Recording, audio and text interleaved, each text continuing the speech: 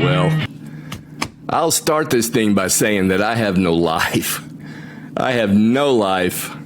I'm retired and I don't get out much, and I don't know, I sit around and think about stuff a lot.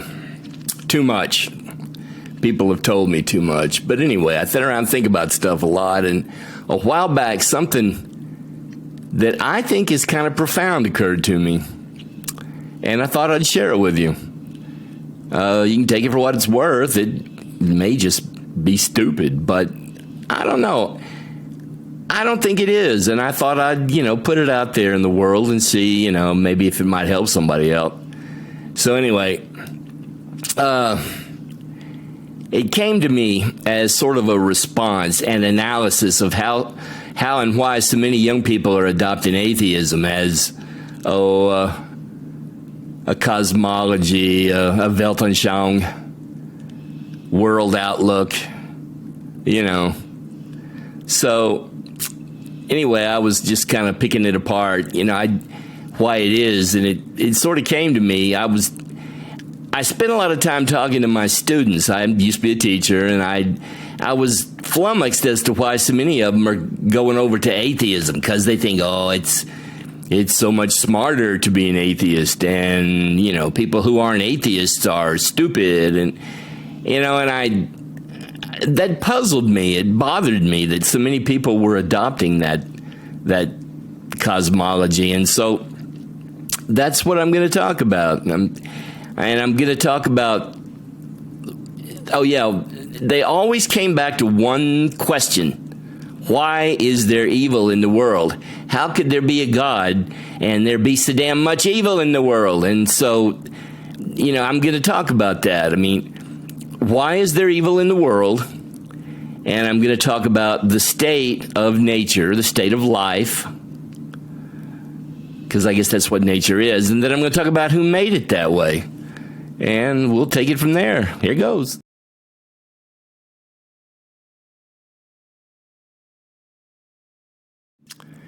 Anyway, I don't think you can understand why there's evil in the world unless you first analyze the nature of the thing itself, the world that is. Now, because, Socrates, actually Plato, said that you can't have a discussion about anything until you agree on your definitions. So you'll know where I'm coming from when I throw words around. You got to know what the world is and, upon what principles it operates.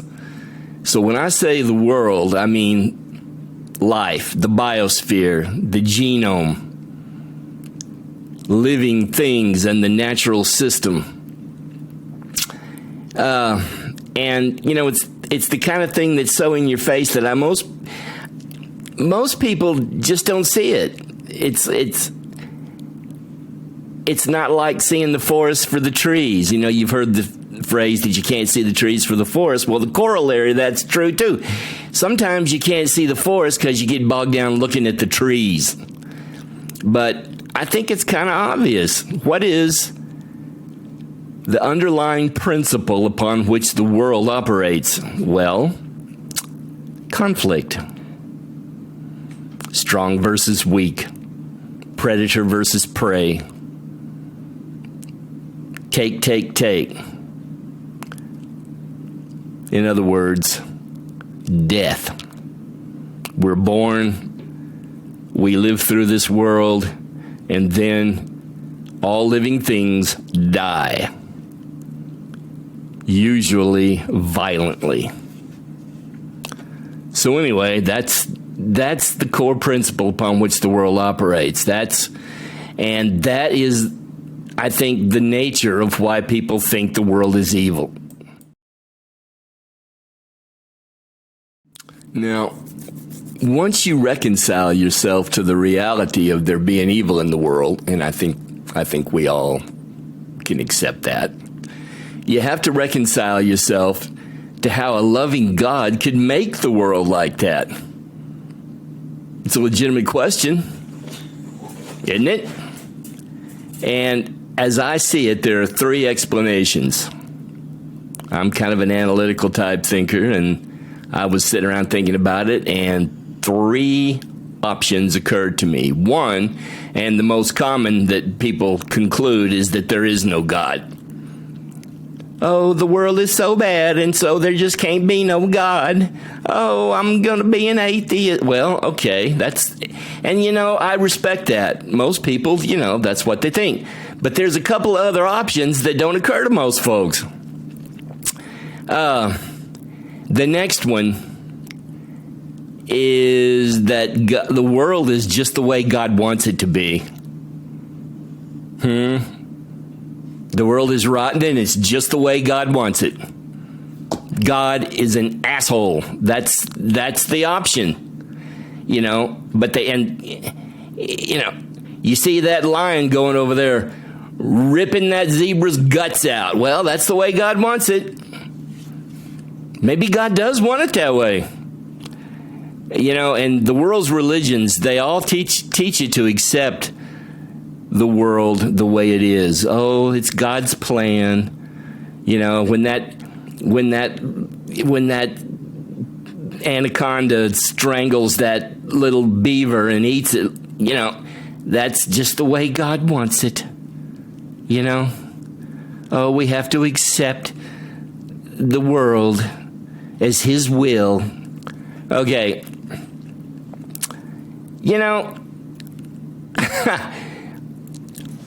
All the religions of the world teach you that. They do. They won't admit it, but they teach you that God is a jerk. Don't they? Well, anyway, that's one option. And, heaven forbid, I don't think that, by the way. But, that's, the Luciferians think that.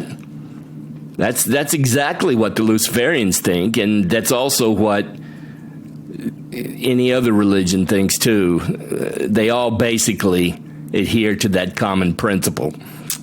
Anyway, I can't think of one that doesn't.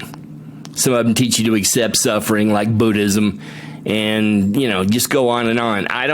Anyway, I'm getting verbose here. Let me go to the third option. The last option that's really going to curl your hair. This is what really hit me. Maybe God didn't make the world. Maybe God didn't make it. We're living in a Weltanschauung that God didn't create. So I guess then the next question is, who made it? If God didn't make the world, then who did? But anyway, let's proceed, and I'll walk us through that one.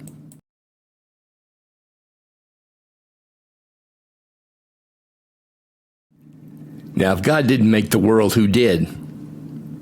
Well, if the world is based on death, then guess what? Evil made the world, or made the world the way it is. Or I'll use the term Satan, though, because I was raised a Christian. I was studied to be a preacher once as a younger man, 45 years ago. There's not a word of the Bible I hadn't read way more than once. And it's just a term I think most of us would use. But anyway, before you cut me off, just hear me out and let's see what the Bible has to say about it. Let's look at 2 Corinthians 4:4 right here. This is the New Living Translation. There's about 4 different translations here. But I'll read the New Living. Satan, who is the god of this world, has blinded the minds of those who don't believe. And then it says it again several places there, different ways. So, and then there are other places. Jesus called Satan the ruler of the world. Another place he called the prince of the world. Corinthians here, like I just read, actually calls him the god of the world. So maybe Satan had something to do with making the world the way it is, you think? Obviously, here, let me read something from Job here.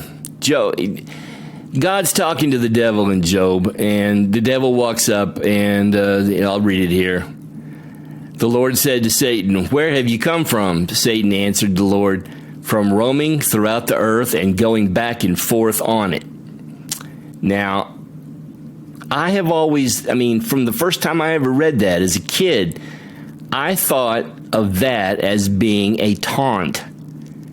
The devil is taunting God, saying, "I'm walking on it, and, I'm walking on it, and you can't stop me." That's the impression I got from that. So, the way I see it, the devil made the world the way it is, and somehow or another, God can't do anything about it. Somehow or another, the devil got control of the world and shut God out. How would God want the world? Well, he certainly wouldn't base it on death, I wouldn't think. God creates. Death is an expression of negativity. Okay, now let's just read what the Bible has to say, though. This is from the prophet Isaiah, chapter 11, verse 6 through 10, the New International Version, and I'll read this one. "The wolf will live with the lamb, the leopard will lie down with the goat, the calf and the lion and the yearling together, and a little child will lead them. The cow will feed with the bear, their young will lie down together, and the lion will eat straw like an ox. The infant will play near the cobra's den, and the young child will put its hand into the viper's nest. They will neither harm nor destroy on all my holy mountain." Notice he talks about harming and destroying. They will neither harm or destroy. So, you got to ask yourself, if God doesn't want the world to be like this, then why is it? It goes back to what I've been leading up to, and it doesn't say the lion will lay down with the lamb. That's kind of a paraphrase to what it's saying. But if that's the case, then why is there a lion in the first place? Or a lamb? Now, can darkness create anything? No, I don't think that negativity can't create anything. The devil couldn't just wave his hand and say, "Oh, there's a lion." I don't think so. He would have to use an evolutionary process to create the world the way it is. And he created it to be an expression of his own dark, twisted character. How else could it be? I don't see it. I just don't see it. Now, the concept of the world being intrinsically evil isn't new at all. Christians in the Middle Ages thought that. I can remember we were reading Sir Gawain and the Green Knight back in British literature class, and this professor gave a big long talk about how the Christians in the Middle Ages saw nature as being evil. Life as being an evil thing. And then he went on to describe how their concept of the devil would have been like the Jolly Green Giant that you see on a can of green beans, that laughing and leafy and all green. That's how they would have seen Satan. So the concept isn't new. Totally new, that basic concept. So anyway, here we are, living in a world created and controlled by darkness, and for some reason, God can't do anything about it. Now, why? I don't know. Why is it important that you know? You think that if he could, he would? I think so. I'd like to think so. I have to believe that. So if he doesn't, for some reason, then he can't. Anyway, now, and it just so happened about a week ago, I was watching some documentary, and lo and behold, I discovered Gnosticism. And the worldview, the cosmology that I've pretty much laid out in this video is exactly like Gnosticism. I mean, exactly. So it's not new either. Gnosticism's been around as long as Christianity's been around. But the main difference, though, and it's a big difference, the difference between this and Gnosticism is that the Gnostics thought that the devil, the one who's controlling the evil world, was the God of Israel. And that the real God was off, and was essentially in the same position as I've just described. But they thought that the devil was the God of Israel. They called him the demiurge. Why they called him that, I don't know. But demiurge, that's what they called it. I call the demiurge Satan. And God is God. That's what I say. But, I mean, hell, what do I know? Anyway, so nothing's new under the sun. Hell, I thought that I'd come up with something new and unique, and then here it is. People have been knocking it around for thousands of years. Anyway, if you like the video, like and subscribe. The more likes I get and the more subscriptions I get, the more the algorithm puts me in front of people.